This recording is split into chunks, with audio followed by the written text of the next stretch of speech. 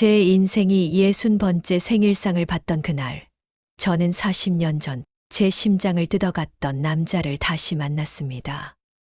뽀얀 생크림 케이크 위에서 환하게 타오르던 60개의 촛불이 무색하게. 제 세상은 한순간에 암전이 되고 말았지요. 그날은 제 환갑 잔치가 열리는 날이었습니다. 듬직하게 자라 대기업에 다니는 아들 녀석이 제법 큰 한정식 집을 통으로 빌려 성대한 잔치를 열어주었지요. 무뚝뚝하기만 하던 남편도 그날만큼은 제 어깨를 감싸주며 고생했소, 여보. 한마디를 건넸습니다. 자식 잘 키우고 남편 뒷바라지하며 악착같이 살아온 세월을 보상받는 기분이었습니다. 곱게 한복을 차려입고 잔치상 가운데 앉아 있으니 찾아오는 손님들마다 어쩜 이리 곱냐며 아들 잘 둬서 호강한다며 부러움 섞인 칭찬을 쏟아냈습니다. 제 어깨가 으쓱해지는 딱 그런 날이었습니다. 잔치가 한창 무르익을 무렵 아들 지훈이가 제게 다가와 조심스럽게 말을 꺼냈습니다. 어머니, 드릴 말씀이 있어요. 오늘 정식으로 인사시켜 드리고 싶은 사람이 왔습니다. 지훈이의 상기된 얼굴을 보니 대충 짐작이 갔습니다. 몇 달 전부터 만나고 있다는 아가씨 이야기였지요. 사진으로 먼저 보았던 참하고 예쁜 아이였습니다. 저는 흐뭇한 미소를 지으며 고개를 끄덕였습니다. 그래, 어디 있느냐? 이리 데려오너라. 이런 좋은 날 함께하면 더 좋지. 지훈이는 잠시 망설이더니 저 그게 아버님도 함께 오셨어요. 결혼을 허락받고 싶어서요. 라고 말하는 것이었습니다. 아이고, 이 녀석. 일을 한 번에 크게 치르는구나 싶었지만 사돈들 분들을 이런 자리에서 미리 뵙는 것도 나쁘지 않겠다 싶었습니다. 남편도 옆에서 흐뭇한 얼굴로 어서 모셔오라며 지훈이의 등을 떠밀었지요. 곧이어 지훈이가 한 아가씨와 중년의 남성을 데리고 제 앞으로 다가왔습니다. 아가씨는 사진보다 더 예쁘고 단아했습니다. 안녕하세요, 어머님. 박유리라고 합니다. 조곤조곤 인사하는 목소리마저 어찌나 사랑스러운지 저는 첫눈에 그 아이가 마음에 쏙 들었습니다. 제 손을 꼭 잡는 그 아이의 손을 마주 잡으며 아이고, 이렇게 예쁜 아가씨가 내 며느리가 된다니 꿈만 같구나 하고 진심으로 기뻐했습니다. 그리고 제 시선은 자연스럽게 유리 양의 아버지에게로 향했습니다.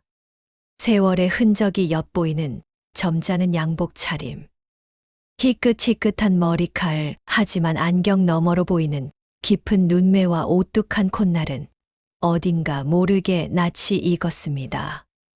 그저 흔한 인상이겠거니 나이가 드니 사람 얼굴을 잘 기억 못하나 보다 하고 대수롭지 않게 넘기려 했습니다. 남편이 먼저 나서서 악수를 청하며 인사를 건넸습니다. 아이고, 귀한 따님을 저희 집에 보내주신다니 정말 감사합니다. 제가 최영철입니다. 아닙니다. 오히려 제 딸을 아껴주신다니 제가 더 감사하지요. 김민준입니다. 그 순간 제 심장이 쿵 하고 바닥으로 곤두박질 치는 것 같았습니다. 김민준이라는 이름 석자가 제 귀에 박히는 순간 40년이라는 시간이 통째로 증발해 버렸습니다.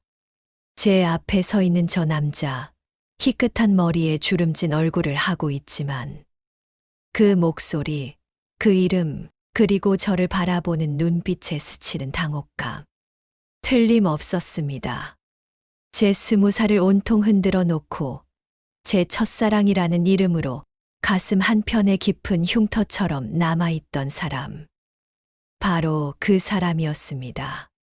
민준 씨, 아니 사돈들 분 역시 저를 알아본 듯 얼굴이 하얗게 질려 있었습니다. 우리는 아무 말도 하지 못했습니다. 시끄러운 잔칫집의 모든 소음이 한순간에 사라지고 오직 저와 그 사람만이 멈춰버린 시간 속에 갇힌 듯 했습니다. 남편과 아들, 그리고 며느리가 될 아이는 아무것도 모른 채 우리 둘 사이의 어색한 침묵을 의아하게 쳐다보고 있었지요. 제 환갑 잔칫날, 제 아들의 장인이 될 사람으로 제 첫사랑이 그렇게 제 앞에 나타났습니다. 40년 만에요. 그날 밤, 저는 뜬 눈으로 밤을 새웠습니다. 옆에서는 남편의 코 고는 소리가 우렁찼지만 제 귀에는 아무것도 들리지 않았습니다. 천장에는 40년 전 먼지 쌓인 흑백 사진 같던 그 시절의 풍경이 파노라마처럼 펼쳐지고 있었습니다. 제가 20살이던 시절, 저는 경기도 외곽의 작은 읍내에서 살았습니다. 버스도 하루에 4-5번 겨우 들어오던 그런 시골 마을이었지요. 저는 읍내 방앗간 집 막내딸이었습니다. 넉넉하지는 않아도 굶지는 않는 그런 평범한 집이었지요. 그때 민준 씨는 이웃 동네에서 고등학교를 마치고 읍내에 있는 작은 책방에서 일하고 있었습니다. 우리의 첫 만남은 책방 앞을 흐르는 작은 개울가에서였습니다. 제가 동생 심부름으로 두부를 사러 가던 길에 발을 헛디뎌 개울에 빠지고 말았지요. 창피함에 얼굴이 새빨개져서 허우적거리고 있을 때 어디선가 달려온 그가 제 팔을 덥석 잡아주었습니다. 흠뻑 젖은 제 모습이 우스웠을 텐데도 그는 진지한 얼굴로 괜찮아요? 하고 물었습니다. 그 순간 그의 까만 눈동자 속에 비친 제 모습에 심장이 터질 것처럼 뛰었던 기억이 아직도 생생합니다. 그날 이후 우리는 운명처럼 자꾸만 마주쳤습니다. 저는 일부러 책방 근처를 맴돌았고 그는 마치 기다렸다는 듯이 책방 문 앞에서 저를 맞아주었지요. 우리는 읍내 다방에 나란히 앉아 쌍화차를 시켜놓고 하루 종일 이야기를 나누기도 했고 버스를 타고 한참을 나가 시내 극장에서 단체 관람 영화를 보기도 했습니다. 그가 제 손을 처음 잡았던 날, 그의 손은 책을 많이 만져서인지 조금 거칠었지만 세상에서 가장 따뜻하고 든든했습니다. 그는 가난한 소장농의 아들이었습니다.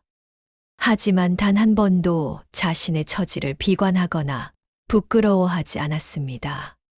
밤늦게까지 책을 읽고 언젠가는 자신만의 글로 세상을 이야기하는 작가가 되고 싶다는 꿈을 가진 별처럼 반짝이는 청년이었지요. 저는 그런 그가 좋았습니다. 그의 가난도, 그의 꿈도, 그 모든 것을 사랑했습니다. 우리는 개울가 두께에 나란히 앉아 미래를 약속했습니다. 꼭 성공해서 저를 데리러 오겠다고, 세상에서 가장 행복한 여자로 만들어주겠다고. 그는 제게 굳게 맹세했습니다. 저 역시 그의 손을 잡고 영원을 약속했지요. 하지만 세상은 저희 편이 아니었습니다. 방앗간을 하시던 저희 아버지는 불호령을 내리셨습니다. 어디 근본도 없는 소장농 아들놈에게 내 귀한 딸을 준단 말이냐. 아버지는 사람을 시켜 민준 씨를 불러냈고 다시는 제 앞에 나타나지 말라며 모진 말을 퍼부었습니다. 돈 봉투를 내밀며 제게서 떨어져 나가라는 모욕까지 주었다는 사실은 나중에야 알게 되었지요. 그날 이후 그는 제 앞에 나타나지 않았습니다. 매일같이 그가 있던 책방을 찾아갔지만 문은 굳게 닫혀 있었고 수소문 끝에 그가 야반도주하듯 읍내를 떠났다는 소식을 들었습니다. 편지 한 장, 마지막 인사 한마디 없이요. 저는 배신감과 슬픔에 몇 날 며칠을 울었습니다. 아버지가 그에게 무슨 짓을 했는지 어렴풋이 짐작은 갔지만 그래도 저를 단념하고 떠나버린 그가 원망스러웠습니다. 그리고 얼마 지나지 않아 저는 아버지의 성화에 못 이겨 지금의 남편과 선을 보고 결혼했습니다. 건실한 직장에 다니는 아버지가 보시기에 반듯한 사위감이었지요. 사랑 없는 결혼이었지만 저는 제게 주어진 운명이라 생각하고 순응했습니다. 남편에게 충실했고 아들 지훈이를 낳아 악착같이 키웠습니다. 마음 한구석에 민준 씨에 대한 기억을 봉인한 채로요. 그렇게 40년이 흘렀습니다. 잊었다고 생각했습니다. 아니, 잊었다고 믿고 싶었습니다.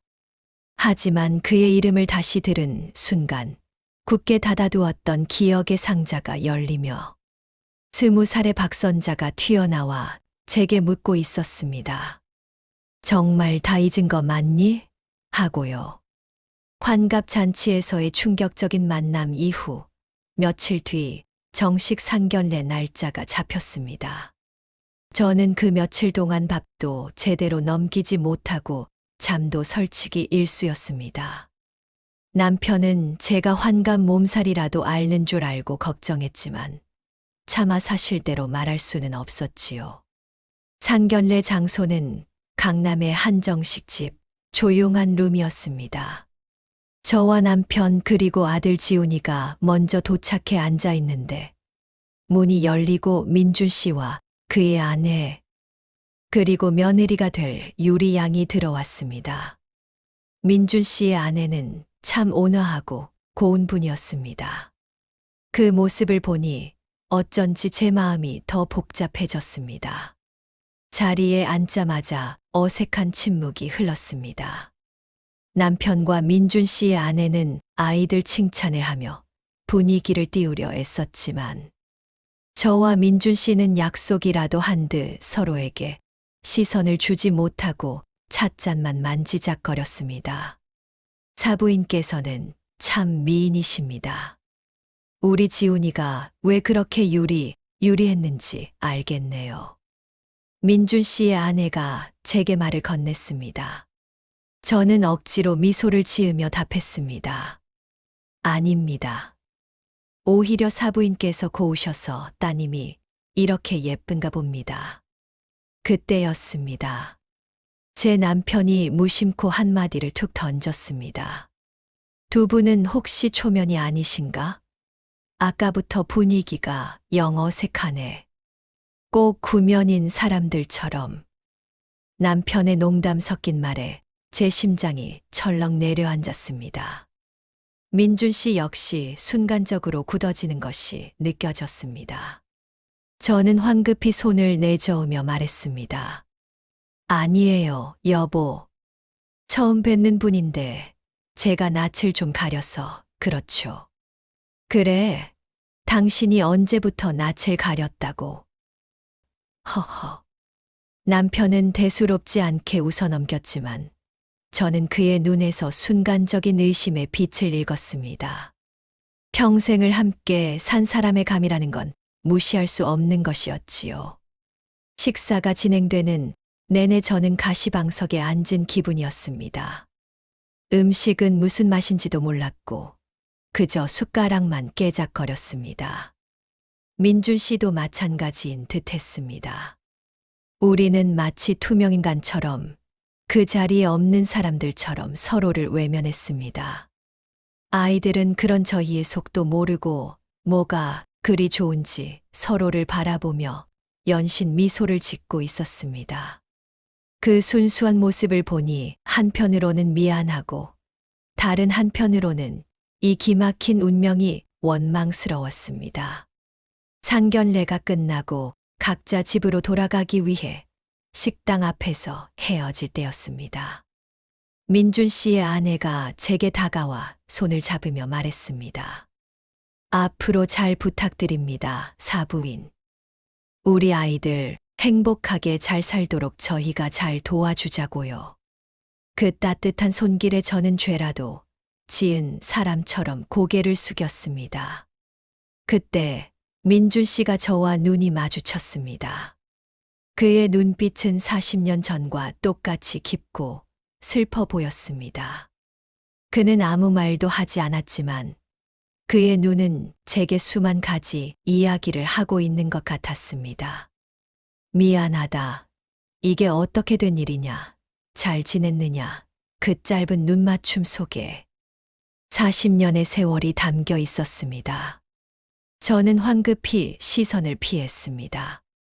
이 이상 그와 얽혀서는 안 된다는, 제 가정을 지켜야 한다는 본능적인 방어 기제가 작동했기 때문입니다. 하지만 집으로 돌아오는 차 안에서 남편이 운전하는 내내 백미러로 저를 힐끔거리는 것을 저는 똑똑히 보았습니다. 위태로운 줄타기는 이제 막 시작된 것이었습니다. 아이들의 결혼 준비는 착착 진행되었습니다. 예단과 혼수를 준비하기 위해 백화점을 오가고 예식장을 알아보느라 주말마다 바쁘게 움직여야 했습니다. 그 과정에서 저와 민준 씨는 어쩔 수 없이 계속 마주쳐야만 했습니다. 우리는 아이들이 눈치채지 못하도록 최대한 조심스럽게 행동했지만 그럴수록 어색함은 더 커져만 갔습니다. 어느 주말 오후 아이들과 함께 가구점에 들렀을 때였습니다. 아이들은 신혼집에 놓을 소파를 고르느라 정신이 없었고 저와 민준 씨는 잠시 멀찍이 떨어져 그 모습을 지켜보고 있었습니다. 그때 민준 씨가 먼저 제게 조용히 말을 걸어왔습니다. 할 얘기가 있습니다. 잠깐 시간 좀 내주실 수 있겠습니까? 그의 목소리는 낮고 무겁게 가라앉아 있었습니다. 저는 잠시 망설였습니다. 하지만 이대로는 안 된다는 것을 알고 있었지요. 언젠가는 마주해야 할 과거였습니다. 저는 조용히 고개를 끄덕였습니다. 우리는 아이들에게 잠시 커피를 마시고 오겠다고 말하고는 가구점 옆에 있는 작은 카페로 향했습니다. 마주 앉은 우리 사이에는 무거운 침묵이 흘렀습니다. 먼저 침묵을 깬 것은 민준 씨였습니다. 미안합니다. 이런 식으로 다시 나타나서 정말 미안합니다, 선자 씨. 그가 제 이름을 부르는 순간 제 심장이 다시 한번 쿵 하고 내려앉았습니다. 40년 만에 들어보는 너무나도 다정했던 그 목소리였습니다. 아닙니다. 민준 씨 아니, 김 선생님께서 사과할 일이 아니지요. 그저 운명이 짓궂을 뿐입니다. 저는 애써 태연한 척하며 그를 김 선생님이라 불렀습니다. 우리 사이의 거리를 확인시켜주기 위한 마지막 자존심 같은 것이었지요. 그때 아무 말 없이 떠나서 미안했습니다. 아버님을 뵙고 나서 도저히 선자 씨 얼굴을 볼 자신이 없었습니다. 내가 너무 초라해서 당신을 행복하게 해줄 수 없을 것 같아서 그래서 도망쳤습니다. 그의 고백에 저는 눈앞이 흐려지는 것을 느꼈습니다. 원망했던 마음 한 구석이 무너져 내리는 기분이었습니다. 그 역시 힘들었구나. 그 역시 아팠겠구나. 괜찮습니다. 다 지난 일인걸요. 이제 와서 그런 이야기는 해서 뭘 하겠습니까? 우리는 이제 사돈입니다. 우리 아이들을 위해서라도 과거는 그냥 가슴에 묻어야지요. 저는 단호하게 선을 그었습니다. 그와의 대화가 길어질수록 제 마음이 걷잡을 수 없이 흔들릴 것만 같았기 때문입니다. 맞습니다. 선자 씨 말이 맞아요. 우리 아이들의 행복이 가장 중요하지요. 앞으로는 정말 사돈으로 아이들의 부모로만 서로를 대하도록 합시다. 오늘 이 대화가 마지막인 겁니다. 그렇게 우리는 짧은 대화를 마치고 자리에서 일어났습니다. 40년 만에 나눈 대화는 서로의 상처를 확인하고 앞으로의 관계를 재정립하는 사무적이고도 슬픈 약속이었습니다. 하지만 문제는 다른 곳에서 터졌습니다. 그날 저녁 집으로 돌아온 제게 남편이 싸늘한 목소리로 물었습니다. 오늘 가구점에서 그 김서방하고 둘이 어디 갔다 왔소? 네. 그냥 아이들 가구 고르는 동안 잠깐 카페에서 커피 한 잔 했어요. 저는 아무렇지 않은 척 대답했지만 남편의 눈빛은 그 어느 때보다 날카로웠습니다. 커피 둘이서만 상견례 때부터 알아봤어. 당신 그 사람 보는 눈빛이 이상하더라니. 옛날에 알던 사람이지. 솔직하게 말해봐. 남편의 추궁에 저는 말문이 막혔습니다. 여기서 어떻게 대답해야 할지 알 수가 없었습니다. 안다고 해야 할까, 모른다고 해야 할까. 제 망설임이 남편의 의심에 불을 지피고 말았습니다. 왜 대답을 못해? 찔리는 게 있는 게로군. 내가 이럴 줄 알았어. 그 놈이 당신이 말하던 그 첫사랑이라는 놈이지. 맞지? 남편의 목소리가 점점 커졌습니다. 저는 너무 놀라 아무 말도 할 수 없었습니다. 남편은 제가 결혼 초 술에 취해 무심코 흘렸던 첫사랑 이야기를 기억하고 있었던 것입니다. 남편의 얼굴은 질투와 분노로 일그러져 있었습니다. 의심의 씨앗은 그렇게 싹을 틔우고 무섭게 자라나기 시작했습니다. 남편의 의심은 날이 갈수록 심해졌습니다. 제가 전화를 받기만 해도 누구냐고 묻고 외출이라도 할라치면 어디서 누구를 만나느냐며 꼬치꼬치 캐물었습니다. 집안의 공기는 얼음장처럼 차가워졌고 저는 숨 막히는 감시 속에서 하루하루를 보내야 했습니다. 남편은 제 일거수일투족을 감시하며 증거를 찾으려 혈안이 되어 있었습니다. 저는 남편의 이런 모습이 당황스럽고 억울했습니다. 40년 동안 한눈 한 번 팔지 않고 오직 가정을 위해 헌신해온 저를 이렇게까지 의심한다는 사실에 배신감마저 들었습니다. 하지만 아들 지훈이의 결혼을 앞두고 일을 크게 만들고 싶지 않았기에 저는 그저 입을 닫고 남편의 신경질을 묵묵히 받아낼 수밖에 없었습니다. 그러던 어느 날 사건이 터지고야 말았습니다. 제가 동창 모임에 다녀온 사이 남편이 온 집안을 뒤집어 놓은 것입니다. 제가 시집올 때 가져온 낡은 자개장을 열어 그 안에 고이 간직해두었던 제 옛 물건들을 모두 꺼내 놓았습니다. 그리고 그 가운데에는 제가 20살 시절 민준 씨와 주고받았던 편지들이 담긴 작은 나무 상자가 있었습니다. 저는 그 상자를 까맣게 잊고 있었습니다. 결혼하면서 다른 물건들은 모두 버렸지만 차마 그 편지들만큼은 버릴 수가 없어 자개자. 깊숙한 곳에 넣어두고는 지난 40년간 단 한 번도 열어보지 않았던 상자였습니다. 제게는 이미 죽어버린 과거의 무덤과도 같은 것이었지요. 남편은 그 상자를 열어보았던 모양입니다.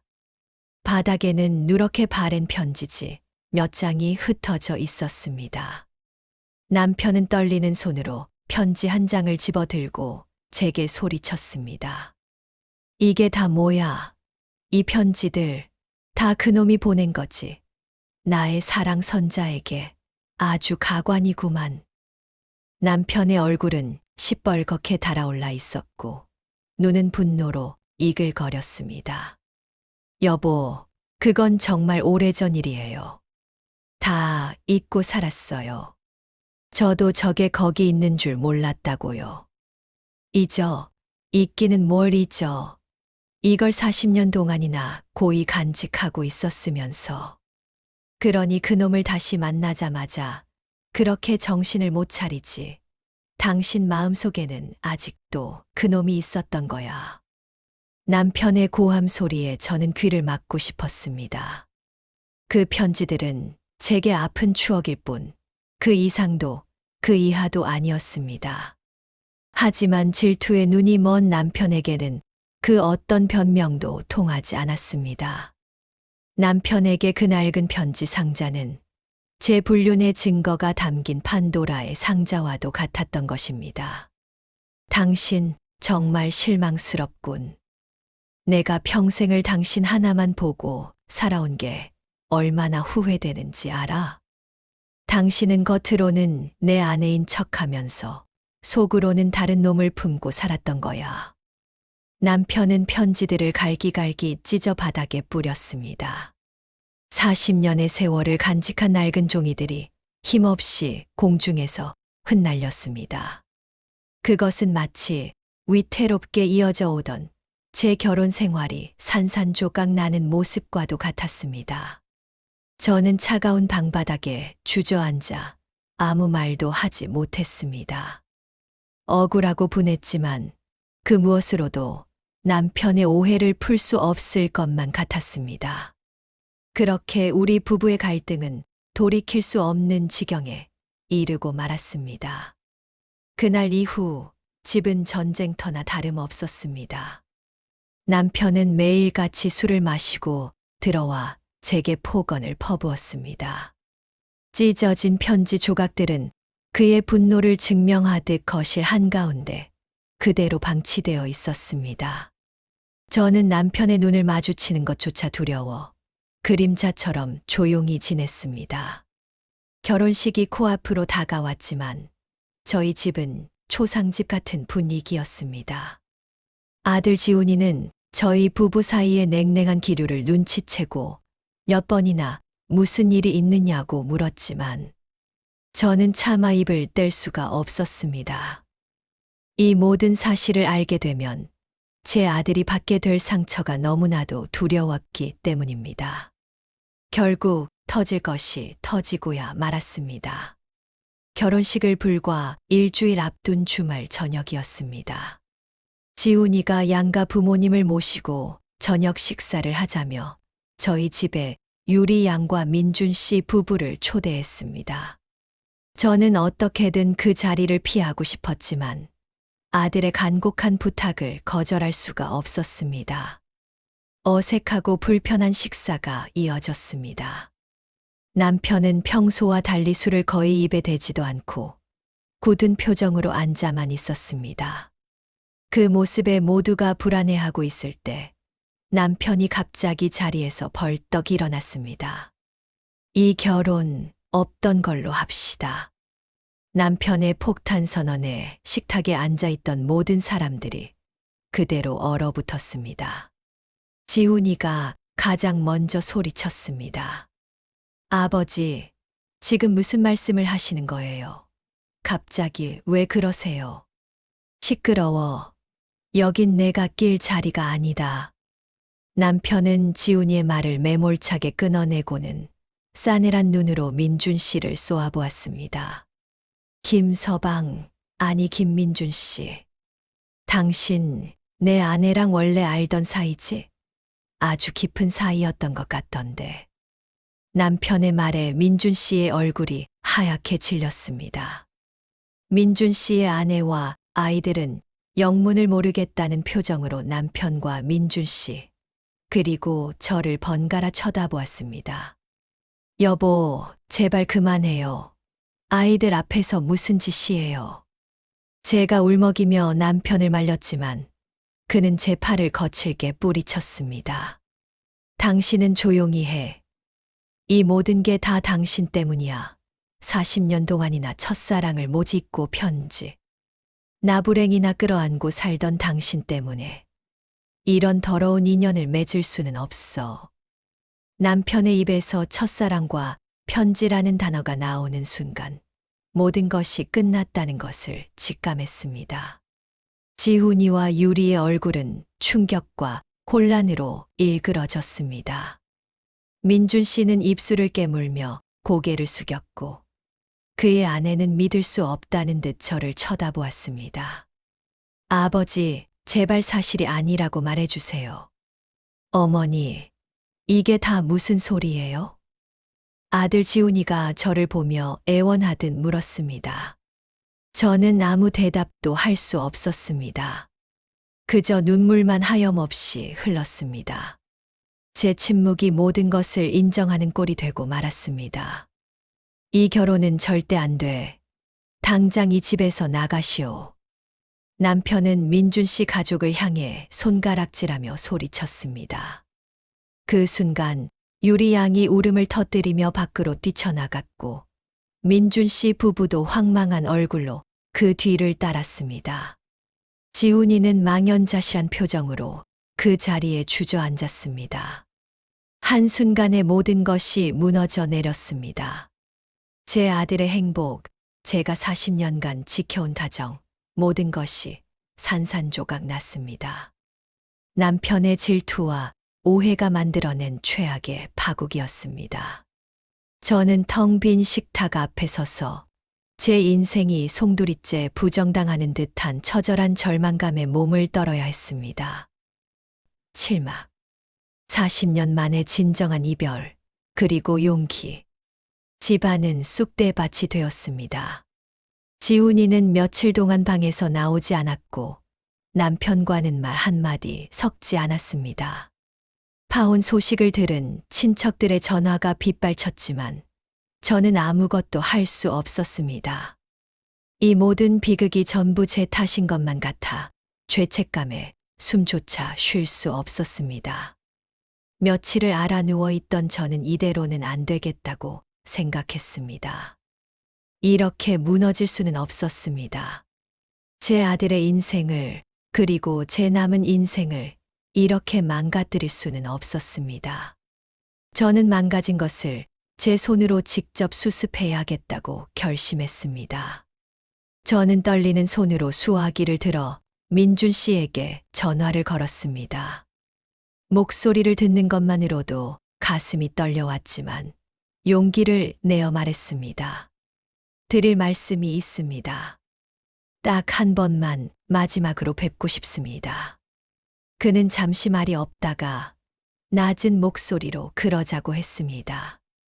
우리는 다음 날 인적이 드문 공원 벤치에서 만났습니다. 며칠 사이에 두 사람 모두 수십 년은 늙어버린 듯 초췌한 모습이었습니다. 우리는 한참 동안 아무 말 없이 떨어지는 낙엽만 바라보았습니다. 먼저 입을 연 것은 저였습니다. 미안합니다. 저 때문에 모든 것이 엉망이 되어버렸습니다. 유리 양에게, 그리고 사부인께도 정말 면목이 없습니다. 아닙니다. 선자 씨 탓이 아닙니다. 시작부터 잘못된 인연이었을 뿐이지요.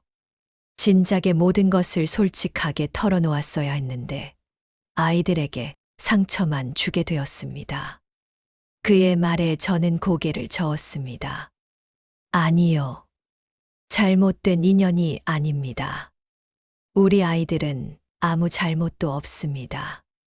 사랑하는 사람을 만나 결혼하겠다는데 부모의 낡은 과거 때문에 아이들의 미래를 망칠 수는 없습니다. 저는 제 생각을 차분하지만 단호하게 이야기하기 시작했습니다. 민준 씨, 우리 이제 정말로 과거를 보내줍시다. 40년 전 우리가 왜 헤어져야 했는지, 그동안 어떻게 살아왔는지, 그런 이야기는 이제 아무 의미 없습니다. 중요한 것은 지금 우리 아이들의 행복입니다. 저는 제 아들을 포기할 수 없습니다. 민준 씨도 따님을 포기하지 마세요. 제 말을 듣고 있던 그의 눈시울이 붉어졌습니다. 어떻게 하면 좋겠습니까? 이미 모든 것이 돌이킬 수 없게 된 것 같은데. 아니요, 돌이킬 수 있습니다. 제가 그렇게 만들 겁니다. 저는 그날 민준 씨에게 40년 만에 진정한 이별을 고했습니다. 그것은 20살에 애틋했던 첫사랑에 대한 공식적인 작별 인사였습니다. 우리는 더 이상 과거의 얼매인 첫사랑이 아니라 오직 우리 아이들의 행복만을 바라는 사돈이 되기로 약속했습니다. 우리는 서로에게 지난 세월에 대한 미안함과 고마움을 전하고 앞으로는 서로의 가정에 충실하며 아이들의 든든한 버팀목이 되어주자고 다짐했습니다. 그와의 마지막 대화는 슬펐지만 제 마음속 응어리를 풀어주는 후련한 시간이기도 했습니다. 저는 그를 통해 제 자신을 용서할 용기를 얻었고 제 가정을 지킬 힘을 얻었습니다. 8막. 나의 삶, 나의 선택, 그리고 되찾은 행복. 민준 씨를 만나고 집으로 돌아온 저는 곧장 지훈이의 방문을 두드렸습니다. 며칠 만에 마주한 아들의 얼굴은 헬쑥했지만 저를 보는 눈빛에는 원망이 없었습니다. 저는 아들의 손을 잡고 모든 것을 털어놓았습니다. 40년 전 첫사랑 이야기부터 남편의 오해, 그리고 오늘 민준 씨와 만나 모든 것을 정리하고 온 이야기까지. 제 이야기를 다 들은 아들은 말없이 저를 안아주었습니다. 힘드셨겠네요, 어머니. 괜찮아요. 저는 어머니, 아들이에요. 아들의 따뜻한 위로에 저는 참았던 눈물을 쏟아냈습니다. 그날 밤, 저는 남편과 마주 앉았습니다. 그는 여전히 냉랭한 표정으로 저를 쳐다보았습니다. 저는 더 이상 그의 눈치를 보거나 두려워하지 않았습니다. 차분하고 강한 목소리로 말했습니다. 여보, 오늘 김 선생님 만나고 왔어요. 그리고 40년 묵은 감정을 깨끗하게 정리하고 왔습니다. 남편의 미간이 꿈틀거렸습니다. 이제 와서 그런 말이 다 무슨 소용이야. 아니요. 소용 있어요. 당신이 들어야 하니까요. 저는 20살 때 그 사람을 사랑했습니다. 하지만 40년 전 당신과 결혼하기로 한 순간부터 제 마음속에서 그 사람은 이미 죽은 사람이었어요. 제가 간직했던 건 낡은 편지 몇 장이 아니라 제 20살의 아픈 추억이었을 뿐이에요. 저는 21번 고르고 말을 이었습니다. 지난 40년간 저는 당신의 아내 박선자로 살았습니다. 지훈이 엄마로 살았고요. 단 한순간도 그 삶을 부정하거나 후회한 적 없어요. 그런데 당신은 당신의 질투심 하나로 제가 살아온 40년의 세월을 통째로 더럽히고 우리 아들의 행복을 짓밟았어요. 당신은 대체 제 무엇을 보고 40년을 함께 산 겁니까? 제 말에 남편은 아무 대답도 하지 못했습니다. 그의 흔들리는 눈빛 속에서 저는 후회와 미안함을 읽을 수 있었습니다. 여보, 선택은 당신이 하세요. 과거의 망령에 사로잡혀 남은 인생을 불행하게 살 것인지, 아니면 당신의 아내와 아들을 믿고 다시 한번 행복해질 기회를 잡을 것인지. 저는 제 아들 결혼 이대로 포기 못합니다. 저는 제 말을 마치고 조용히 자리에서 일어났습니다. 더 이상 변명도 애원도 하지 않았습니다. 제 진심을 전하는 것으로 제가 할 일은 끝났다고 생각했습니다.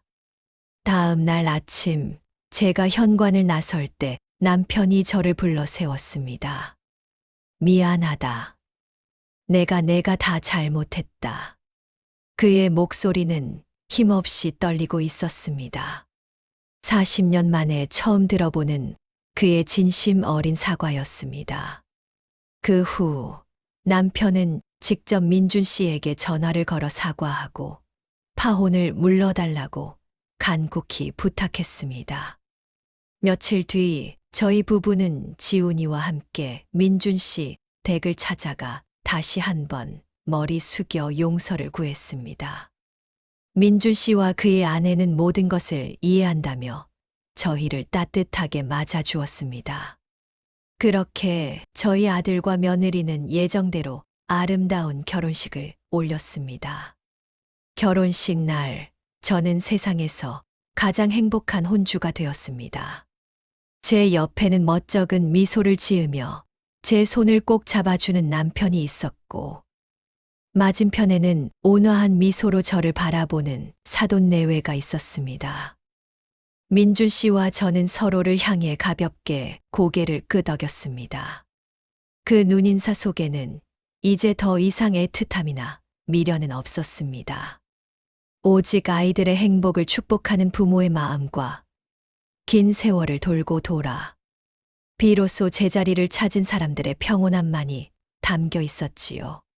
환갑의 나이에 마주친 첫사랑은 제게 큰 시련을 안겨주었지만 동시에 제 삶을 되돌아보고 제 자신과 제 가정을 더욱 사랑하게 되는 계기가 되어 주었습니다. 저는 이제 더 이상 과거에 얽매이지 않습니다. 제 곁에 있는 소중한 사람들과 함께 현재의 행복을 온전히 누리며 살아갈 것입니다. 그것이 바로 제가 60년의 세월 끝에 얻게 된 가장 소중한 깨달음이니까요.